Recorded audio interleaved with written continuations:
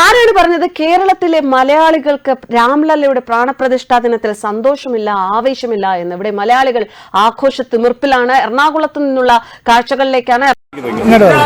സന്തോഷം, ഇത്രയും സംതൃപ്തി ഇതുവരെ ഞാൻ കണ്ടിട്ടില്ല ജീവിതത്തിൽ. ആദ്യമായി കിട്ടിയതിന്റെ സന്തോഷം പറയാൻ നമസ്കാരം ചെയ്യാം. ആഗ്രഹം സഫലമാകുക. അപ്പോൾ അതിൽ എന്താണ് നിങ്ങളുടെ അഭിപ്രായം? സന്തോഷം. വളരെ അഭിമാനകരമായ മുഹൂർത്തമാണ്. ലോകത്തിലുള്ള സകല ഹിന്ദുക്കൾക്കും വളരെ അഭിമാനകരമായതും അതുപോലെ തന്നെ നാളുകളേറെയായിട്ട് മനസ്സിൽ കൊണ്ട് നടന്നതുമായ ഒരു സംഭവത്തിൻ്റെ അഭിലാഷമാണ് ഇന്ന് പൂർത്തീകരിച്ചിരിക്കുന്നത്. ജയ് ശ്രീറാം. പറയാതെ ഒരു വാക്കുമില്ല. കാരണം ശ്രീരാമ ജന്മഭൂമി ഇന്നത്തെ ഒരു ദിവസം കൊണ്ട് പൂർത്തിയാക്കുന്നതാണ്. ഒരു അമ്പലം എത്രയോ വർഷങ്ങൾക്ക് ശേഷം ഒരു അമ്പലം ഇവിടെ പൂർത്തിപ്പെടുന്നതാണ്.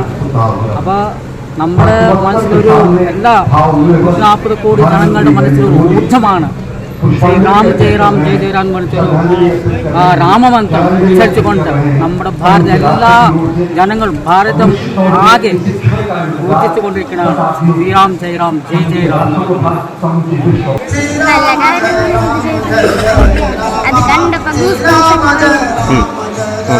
എന്താണ് നമ്മുടെ പ്രധാനമന്ത്രിയെ കുറിച്ച്?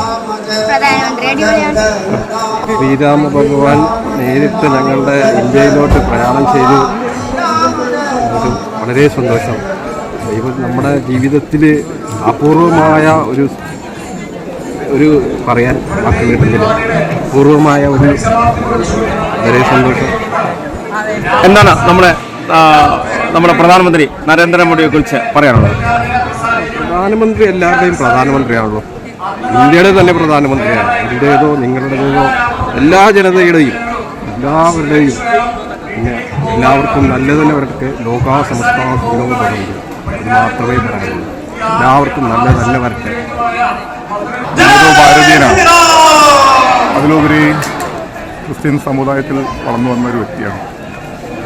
ഇന്നത്തെ ദിവസം ഇന്ന് മട്ടാഞ്ചേരിയിൽ നിൽക്കുന്ന ഈ സമയത്ത് മട്ടാഞ്ചേരിക്കാർക്ക് മാത്രമല്ല, കേരളീയർക്ക് മാത്രമല്ല, ഭാരതീയരായ എല്ലാ ജനങ്ങൾക്കും ലോകമെമ്പാടുമുള്ള ഓരോ ഭാരതീയർക്കും അഭിമാനവും സന്തോഷവും ആഹ്ലാദവും നൽകുന്ന ഈ ദിവസം എന്നും മനസ്സിൽ കാത്തു സൂക്ഷിക്കുന്ന ഒരു ദിവസമായി മാറിയിരിക്കുകയാണ്.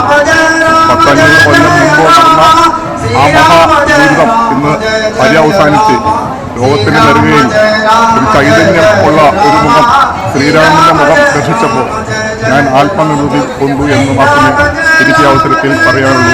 ജയ് ശ്രീറാം.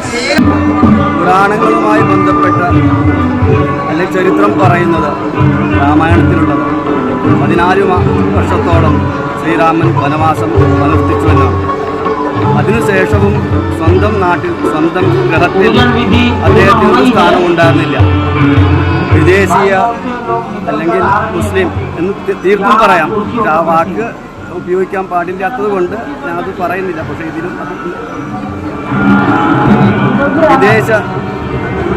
വിദേശികളുടെ ക്രമത്തിൽ ക്ഷേത്രം നശിപ്പിക്കപ്പെടുകയും 500 വർഷം കാലഘട്ടം വേണ്ടി വന്നു. മോദിയുടെ അല്ലെങ്കിൽ ഭരണകർത്താക്കളുടെ ധീരമായ നിലനിൽപ്പിലും അതേപോലെ അവരുടെ പ്രവൃത്തിയിലും അല്ലെങ്കിൽ ആഹ്വാനത്തിലും ഇന്ന് ഈ സഫല കർമ്മം നമുക്ക് ഏവർക്കും ഒരു സായുജ്യം അടങ്ങുന്ന വിധത്തിലുള്ള ഒരു അനുഭൂതിയാണ് നൽകിയിരിക്കുന്നത്. ഇത്രയും കാലത്തെ കാത്തിരിപ്പ് സാക്ഷാത്കരിച്ചിരിക്കുന്നു. ഭാരതത്തിൽ മാത്രമല്ല, ഈ ലോകത്തിലെമ്പാടുമുള്ള ഹിന്ദു അല്ലെങ്കിൽ സനാതനധർമ്മത്തെ വിശ്വസിക്കുന്ന ഏതൊരു വ്യക്തിയിലും അനുഭൂതി ഉണ്ടാകുന്ന ഒരു സംഭവം തന്നെയാണ് നടന്നിരിക്കുന്നത്. പലയിടത്തും ആഘോഷ തിമിർപ്പിലാണ് ജനങ്ങൾ. അവധി ഇല്ലായിരുന്നിട്ട് പോലും അവധിയെടുത്ത് ആഘോഷമാക്കുകയായിരുന്നു പലരും. ഈ അവധി ദിവസത്തിൽ പ്രാണപ്രതിഷ്ഠാ ദിനത്തിൽ ഏറെ സമയവും ക്ഷേത്രങ്ങളിലായിരുന്നു. വീടുകളിൽ ഇരുന്ന് ചാനലുകളിലൂടെ ദൃശ്യങ്ങൾ നേരിട്ട് കാണാൻ സാധിക്കുമെങ്കിൽ കൂടി ക്ഷേത്രങ്ങളിൽ പോയിരുന്ന ക്ഷേത്രത്തിന്റെ ആ ഒരു പരിസരത്തിൽ രാമനാമം ജപിച്ച് ദൃശ്യങ്ങൾ കാണാനാണ് പലരും സന്തോഷിച്ചത്, പലരും ആഗ്രഹിച്ചത്. അത്തരത്തിലുള്ള ദൃശ്യങ്ങളാണ് പലയിടത്തും എറണാകുളത്തിന്റെ പല ഭാഗത്തും കാണാൻ സാധിച്ചത്. പലരും ആഘോഷ തിമിർപ്പിൽ തന്നെയായിരുന്നു. അവരുടെ സന്തോഷം ഏത് തരത്തിൽ പ്രകടമാക്കാൻ സാധിക്കില്ല എന്ന തരത്തിലായിരുന്നു പലരുടെയും ആവേശം അണപൊട്ടി ഒഴുകിയത്. അതുപോലെ തന്നെ എത്രയും പെട്ടെന്ന് രാമക്ഷേത്രത്തിൽ എത്തണമെന്ന ആഗ്രഹം പ്രകടിപ്പിച്ചവരും ഇക്കൂട്ടത്തിൽ കുറവല്ലായിരുന്നു. കാഴ്ചകൾ അവസാനിക്കുന്നില്ല. കേരളത്തിലും ആഘോഷ തിമിർപ്പിൽ തന്നെയാണ് ജനം. പലയിടത്തും ഇനി വൈകുന്നേരങ്ങളിൽ ദീപം കത്തിക്കാനുള്ള ഒരുക്കത്തിലാണ് പലരും. ഇന്നത്തെ ഈ പ്രാണപ്രതിഷ്ഠാ ദിനത്തിൽ ക്ഷേത്രങ്ങളിൽ തന്നെ കൂടി അവിടെ തന്നെ വൈകുന്നേരങ്ങളിൽ ദീപ കാഴ്ചയിലൊക്കെ പങ്കെടുത്ത് രാംലല്ലയുടെ ഈ ദിനം ആഘോഷമാക്കാനുള്ള ഒരുക്കത്തിൽ തന്നെയാണ് ജനം. വളരെ മനോഹരമായ കാഴ്ചകളാണ് കേരളത്തിന്റെ പല ഭാഗത്തു നിന്നും നമുക്ക് കിട്ടിക്കൊണ്ടിരിക്കുന്നത്. എന്തായാലും രാജ്യം മുഴുവൻ വളരെയധികം ആഘോഷ തിമിർപ്പിലായ ഇത്തരത്തിലൊരു ആഘോഷം അല്ലെങ്കിൽ ഇത്തരത്തിലൊരു സംഭവം ഒരു വിശേഷ ദിവസം മുമ്പെങ്ങും ഉണ്ടായിട്ടില്ല എന്ന് തന്നെ പറയണം. ഇനി ഓരോ ജനുവരി 22 അയോധ്യയിലെ പ്രാണപ്രതിഷ്ഠാ ദിനവുമായി ബന്ധപ്പെട്ട് ആ ദിവസത്തിന്റെ ഓർമ്മകൾ പുതുക്കി തന്നെ ആചരിക്കുമെന്നാണ് പലരും ഞങ്ങളോട് പങ്കുവച്ച അവരുടെ സന്തോഷത്തിലെ ഒരു കാര്യം.